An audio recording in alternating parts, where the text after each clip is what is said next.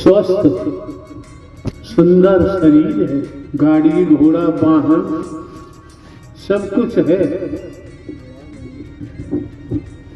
और वही उद्देश्य बनाया हुआ।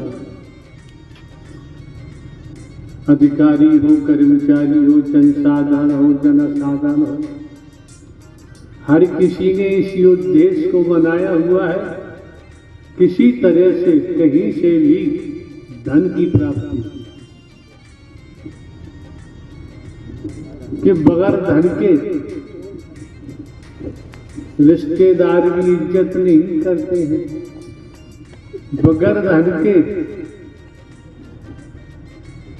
परिवार में भी इज्जत नहीं होती है, बिना दौलत के समाज में भी इज्जत कोई नहीं करता है।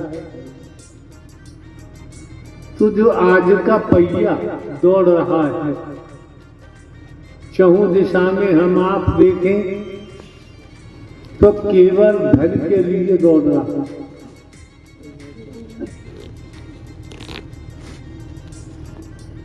किसी ने पूछा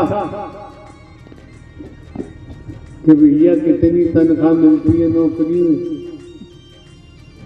तो उन्होंने कहा 5,000 रुपया मिलते हैं, तो 10,000 रुपये ऊपर पड़ जाते हैं।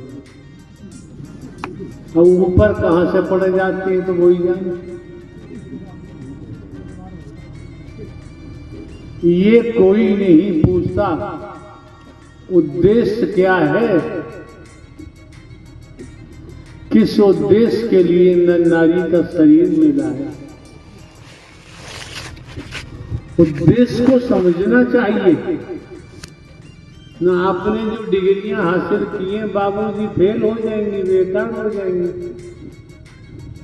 आपके नौजवान बेटे हैं, बेटियां हैं, नौजवान भाई हैं, बहनें हैं, आपको देखकर चलेंगे तो इनका भी हाल ऐसा ही होगा, इन्हें भी बोध नहीं होगा।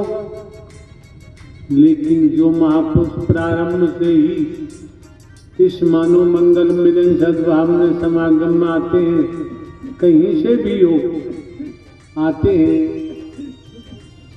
तो सर्वप्रथम यहाँ आत्मिक बोध कराया जाता है। जब तक हमें अपनी खुद की जानकारी नहीं है, खुद की समझ नहीं है, तो ये हमारा जीवन अधोगति में जा रहा है।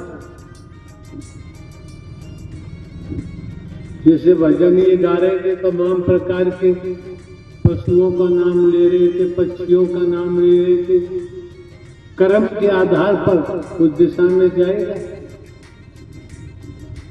तो सर्वप्रथम आपको यहाँ जब आते हो तो आत्मिक बोध कराया जाता है कि मैं कौन हूँ, मैं आया कहाँ से हूँ, मेरा रूप क्या है, मेरा स्वरूप क्या है, मुझे क्या करना चाहिए, मैं कर क्या रहा हूँ।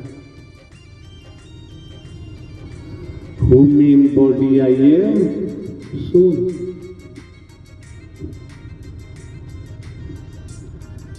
इस ब्रह्मांड में बाबूजी ज्ञानी ध्यानी भी बैठे हैं। आप ब्रह्मांड में कहीं घूमते रहो भगवान जी के लिए,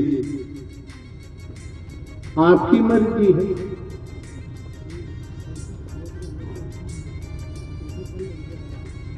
कहीं पर जाएं भगवान जी के लिए, आपकी मर्जी है। आपकी मर्जी में हम तो कुछ कह ही नहीं सकते, लेकिन हासिल कुछ होने वाला नहीं,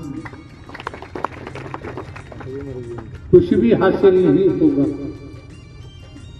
और जिस दिन आपने अपनी सकूनत, अपना परिचय जान लिया, समझ लिया, ईश्वर अंश जीव अविनाशी। तब अगर सत्य का साथ करोगे, मंदिर जाओगे, मस्जिद जाओगे, गुरुद्वारे जाओगे, गिरजाघर जाओगे, गुरुओं के पास जाओगे, मिशन संता पंथ जाओगे, तो कुछ पल्ले पड़ सकता है। इससे पहले श्रीमान जी कुछ पल्ले पड़ने वाला फिर कहा है, किसी जानकार ने फिर कहा है कि हे मानव, तू भूलोक में क्यों आया है? तुझे न नारी का शरीर क्यों मिला है? इसका उद्देश्य क्या है?